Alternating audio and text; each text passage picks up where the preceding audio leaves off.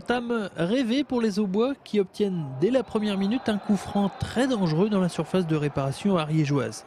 Un coup de pied arrêté qui ne donne rien, mais cela augure une suite plus ou moins alléchante. On se trompait car dans cette première mi-temps, il ne se passera rien d'intéressant. Les joueurs adverses se contentant de rester bien en place dans leur moitié de terrain en attendant les stacks. À la pause, Patrick Remy décide de changer de système en faisant entrer Bettiol et Guidiley à la place de Vieillot et Yakuza. Il nous manquait quelque chose au milieu, donc on est passé en 4-3-3 avec deux milieux offensifs et là vraiment c'était bien mieux dans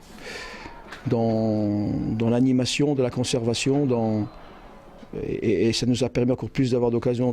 Il faut quand même attendre la 74e minute pour voir une première occasion sérieuse. Bettiol, dans son dernier geste, choisit la finesse, mais le stopper adverse est vigilant.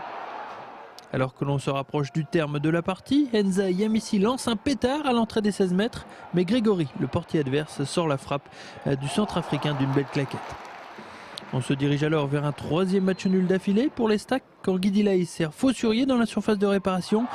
Celui-ci est fauché par Mignotte. On joue la 89e minute et le club troyen a la chance d'enlever le match grâce à ce penalty sifflé par l'arbitre.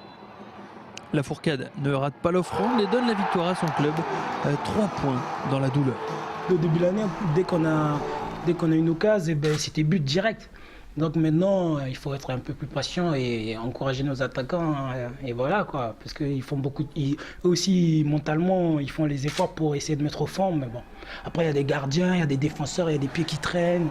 Les Stacks portent sa série à 10 matchs sans défaite, mais c'est une série en trompe-l'œil, car les hommes de Patrick Remy rencontrent beaucoup de difficultés à capitaliser dans ce championnat. Même si aujourd'hui les Bleus et Blancs sont deuxièmes au classement, il reste encore 7 matchs à jouer, donc 21 points à prendre.